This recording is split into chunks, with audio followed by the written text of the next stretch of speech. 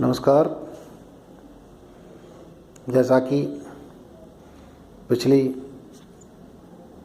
कक्षाओं में आपने व्यावसायिक पूर्वानुमान के अर्थ, परिभाषा, विशेषताएं, महत्व, सिद्धांत, इसकी क्या क्या सीमाएं हैं, इसके बारे में हमने विस्तृत चर्चा की।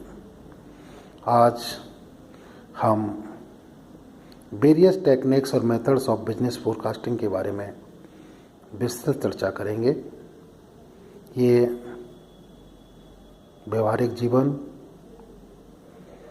परीक्षा के दृष्टिकोण और कॉमर्स के विद्यार्थी होने के नाते ये बहुत ही महत्वपूर्ण और व्यवहारिक जीवन में जो निर्णय लिए जाते हैं उनमें हम सभी के लिए बहुत ही सहायक है। व्यावसायिक पूर्वानुमान की प्रविधियों को हम प्रमुख रूप से 5 भागों में बांट सकते हैं। पहला है विभागीय अध्यक्षों की राय, ओपिनियन ऑफ डिपार्टमेंटल हेड्स। दूसरा है कार्यकर्ताओं की राय, opinion of job maths. Number 3 बाजार शोध विधि, market research method. Number 4 opinion of experts. वहाँ पहले दूसरे पॉइंट में थी कार्यकर्ताओं की राय, और चौथे पॉइंट के अंतर्गत we can take the opinion of experts, but in the second point we can take the opinion of job man. जो वर्कर्स हैं, जो हमारे कर्मचारी हैं, उनकी राय लेकर के हम व्यावसायिक पूर्वानुमान लगा सकते हैं। और नंबर 5 जो कि बहुत ही साइंटिफिक और इम्पोर्टेंट टेक्निक है, वो है स्टैटिकल मेथड्स, सांख्यिकी विधियाँ। सांख्यिकी विधियाँ के अंतर्गत 5 प्रकार हैं। नंबर 1 बिजनेस बैरोमीटर्स, व्यवसाय मापक यंत्र।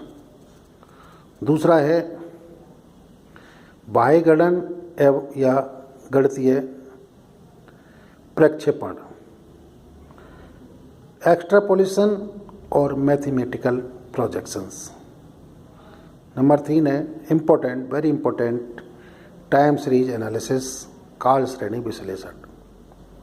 नंबर 4 रिग्रेशन मेथड, प्रतिगमन विश्लेषण टेक्निक।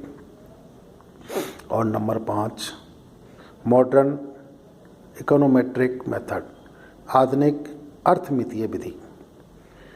इन 5 विधियों के क्या लाभ हैं, क्या सीमाएं हैं, क्या लिमिटेशंस हैं, क्या मेरिट्स और डीमेरिट्स हैं, इसके बारे में हम अब चर्चा करेंगे। पहला मैंने आपको बताया था विभागीय अध्यक्षों की राय। इस सिद्धांत की सबसे बड़ी जो विशेषता है वो ये है अत्यधिक सरल एवं बहुत ही कम खर्चीली है, समय भी कम खर्च होता है और विभागीय अध्यक्षों की योग्यता का लाभ उठाते हुए शीघ्र पूर्वानुमान संभव हो जाता है।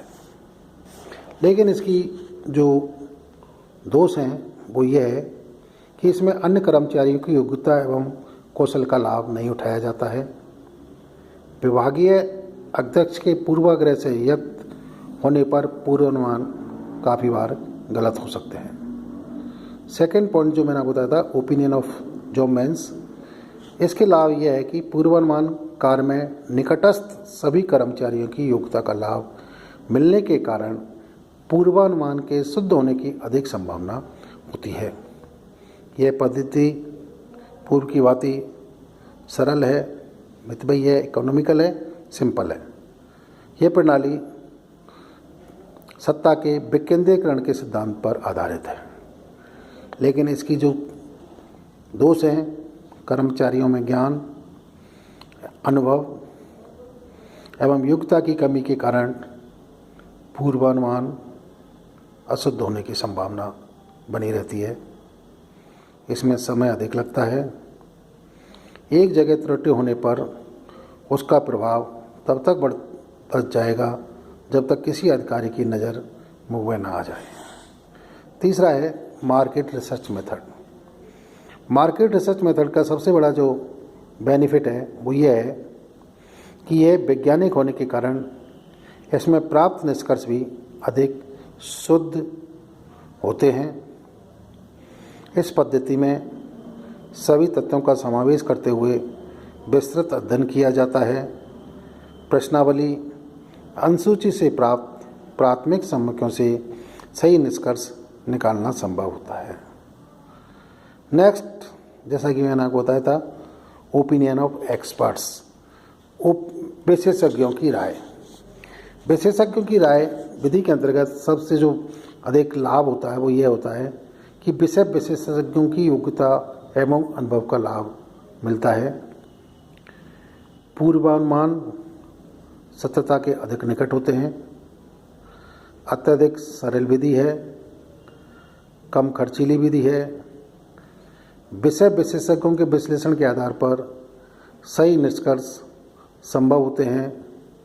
इस विधि में सांख्यिकीय वृत्तियों के प्रयोग की आवश्यकता नहीं होती, लेकिन इस विधि की भी कुछ सीमाएं हैं, कुछ कमियां हैं, जैसे कि सांख्यिकीय विधियों के प्रयोग के अभाव में प्राप्त निष्कर्ष केवल अनुमान मात्र होते हैं।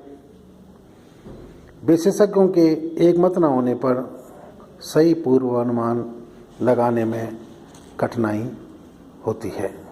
ये आपके जो टेक्निक्स हैं 5, इनके बारे में हमने प्रत्येक सिद्धांत, तकनीकी और प्रविधि की लाभ और दोष, मेरिट्स और डीमेरिट्स के बारे में विस्तृत चर्चा की। धन्यवाद।